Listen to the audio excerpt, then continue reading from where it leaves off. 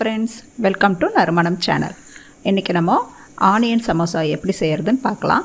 நான் 1.5 கப் மாவு இந்த சைஸ் கிண்ணத்தில் எடுத்து பிசைஞ்சு வச்சுருக்கேன். ஒரு ½ அன் ஹவராக மாவு ஊறிட்டுருக்கு. பாருங்கள், இந்த சாஃப்டில் இருக்கணும். கொஞ்சமாக எண்ணெய் போட்டு பிசைஞ்சு வச்சுக்கலாம். ½ அன் ஹவர் ஆனதுமே நம்ம உருண்டைங்க பிரிச்சுட்டு ஷீட் போட ஆரம்பிச்சிடலாம்.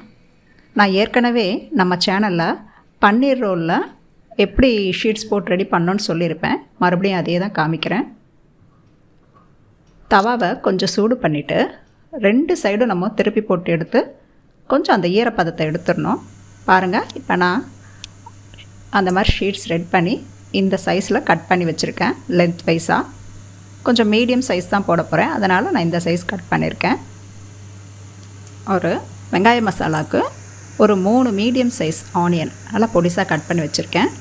அப்புறம் நம்ம சமோசா ஷீட்ஸை கோன் பண்ணி ஒட்டுறதுக்கு ஒரு 1/4 ஸ்பூன் கோதுமை மாவு கரைச்சி வச்சுருக்கேன்.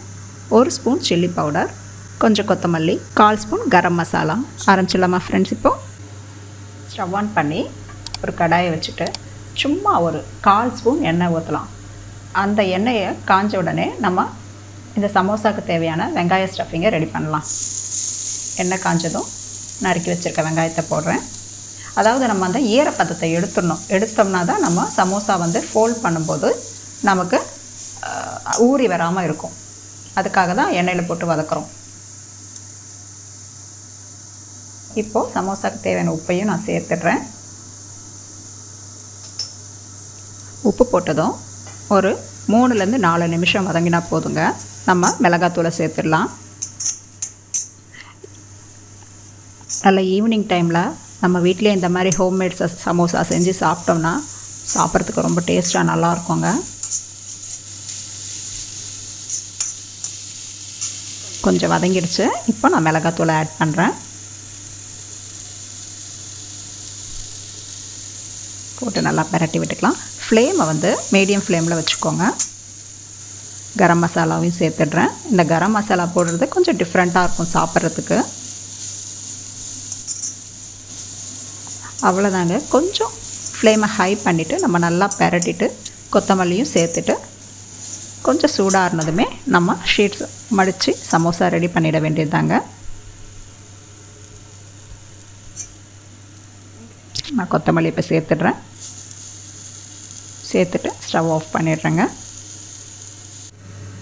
இப்போது சமோசா ஷேப்புக்கு எப்படின்னா, இப்போ இந்த ரெக்டாங்கிள் ஷேப்பில் மடித்து வச்சுருக்கிறத ட்ரையாங்கிள் ஷேப்புக்கு நம்ம அப்படியே மடிச்சுட்டு கிட்டத்தட்ட ஐஸ்கிரீம் கோன் ஐஸ் மாதிரி எடுத்துகிட்டு ஃபில்லிங் உங்களுக்கு எவ்வளோ ஃபில்லிங் கொள்ளுமோ அதவளுக்கு வச்சிடணும். நம்ம ஏற்கனவே ஷீட்டை தவாவில் போட்டு லேசாக சூடு பண்ணியிருக்கிறதுனால நமக்கு ஷீட் அப்படியே ஊறாமல் நிற்கும்.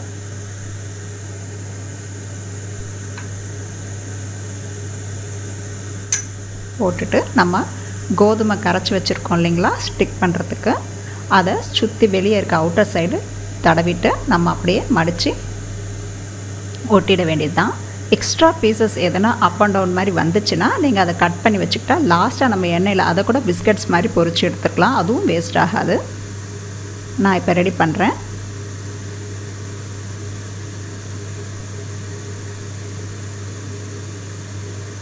ஆக்சுவலாக நம்ம சேனலில் பன்னீர் ரோலில் நான் ஒரு கிராம்பு வச்சே சீல் பண்ணியிருப்பேன். ஆனால் சமோசாவுக்கு அது மாதிரி பண்ண முடியாது. அதனால் நான் கம் பேஸ்ட் ரெடி பண்ணிவிட்டு ஓட்டிகிட்ருக்கேன். நான் மொத்த ஷீட்ஸும் ரெடி பண்ணிடுறேன். இதை ஃப்ரெண்ட்ஸ், நான் எல்லா ஷீட்டையும் மடித்து ரெடி பண்ணி வச்சுட்டேன். சமோசா ஷேப்புக்கு கட் பண்ணதெல்லாம் நம்ம சமோசாலாம் பொரித்த பிறகு பிஸ்கட் மாதிரி பொரிச்சு வச்சு அதையும் நம்ம சாப்பிடலாம். எண்ணெய் காஞ்சிருச்சுன்னா நம்ம போட்டு மீடியம் ஃப்ளேம் வச்சுக்கணுங்க. ஃப்ளேம் ஹையாக வச்சுட்டிங்கன்னா தீஞ்சிடும். நமக்கு அந்த கிறிஸ்பும் கிடைக்காது, டேஸ்ட்டும் வராது. அதனால் பொறுமையாக போட்டு நல்லா கோல்டன் ப்ரௌனில் எடுக்கணுங்க. நான் இப்போ ஒரு பீஸ் போட்டிருக்கேன்.